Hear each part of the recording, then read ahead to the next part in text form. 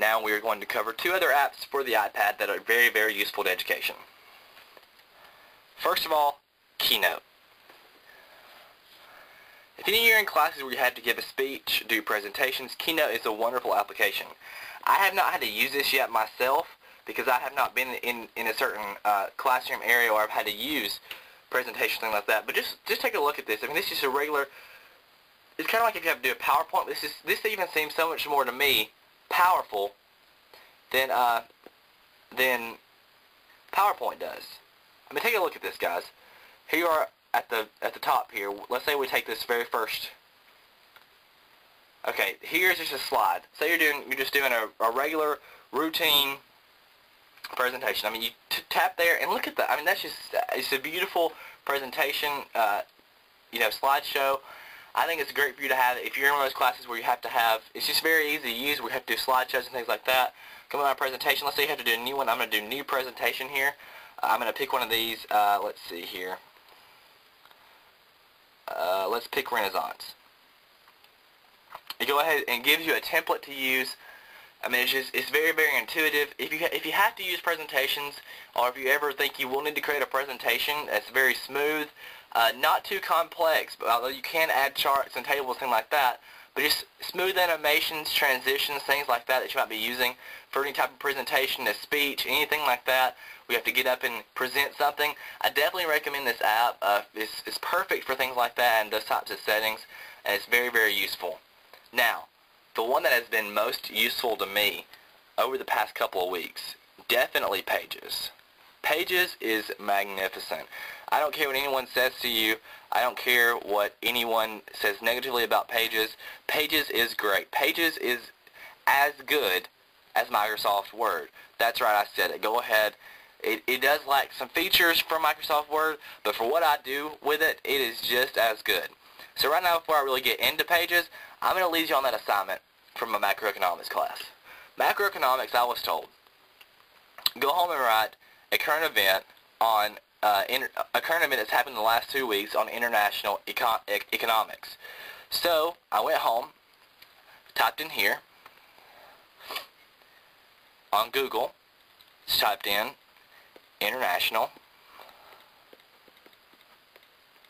economics.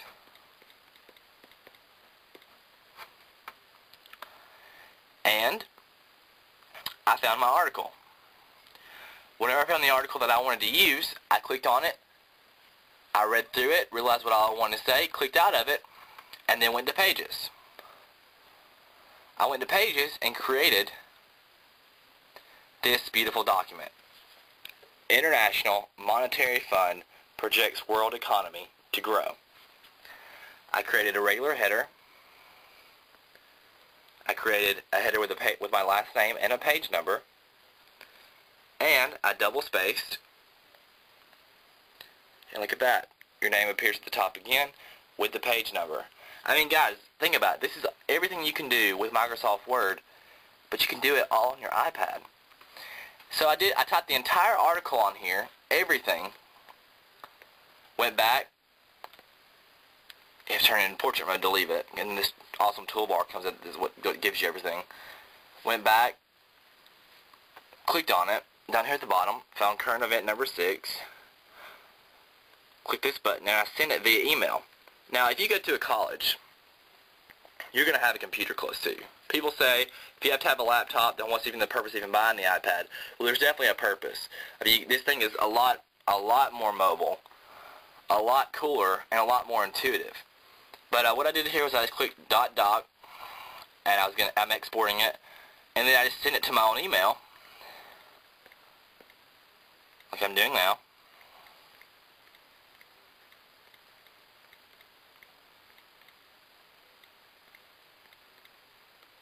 I sent it to my own email, and I exported it, and I printed it out and turned it in for class.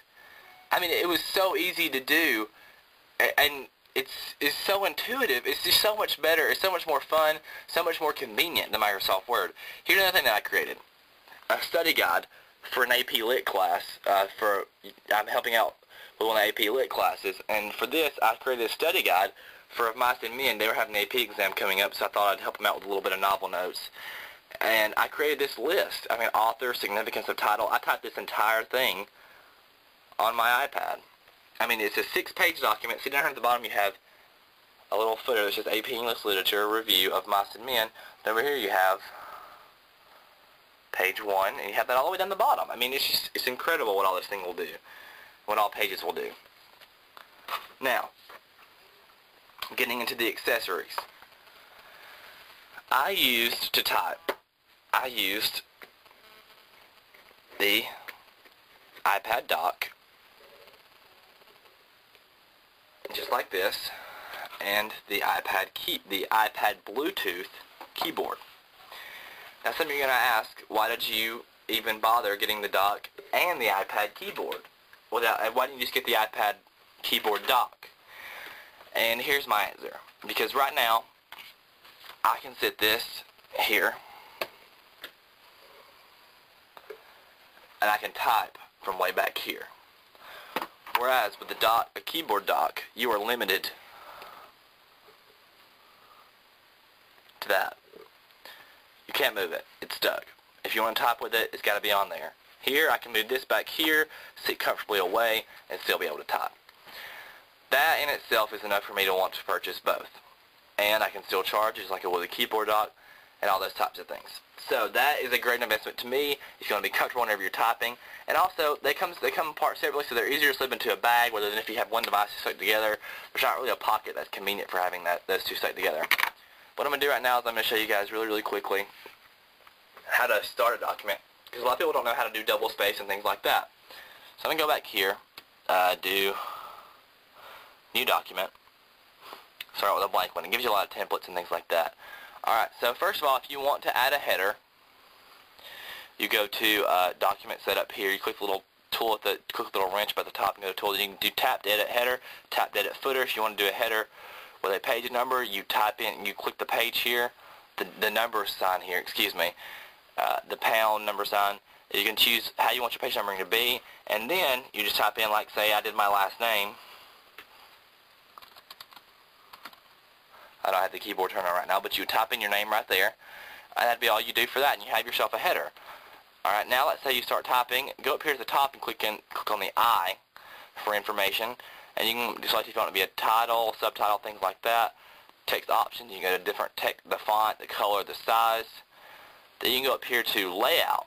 Layout is where you can do your alignment, if you want any columns, and then you can do your line spacing. And of course I do double space for all my academic papers. And then also you can add a picture, you can do tables, charts, shapes, and things like that. So that is just a very quick review on Pages, Keynote, and all the apps to help with education.